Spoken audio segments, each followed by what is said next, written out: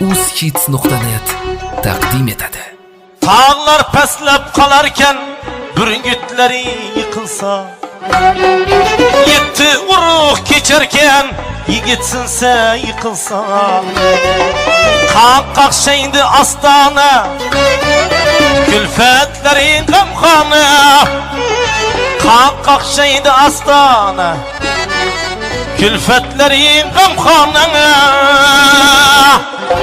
Doğan kardeş begona yigitsinse yıkılsa, hatta yarın begona yigitsinse yıkılsa.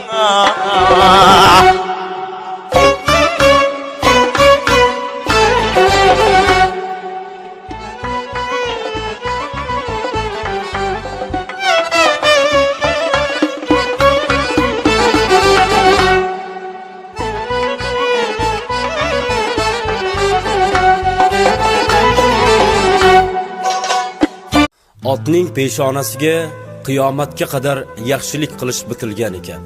Bir otni toy qilganni qadrini bilmagan inson emas. Otni u bu deganni otvoz bo'lish oson emas. Necha yillar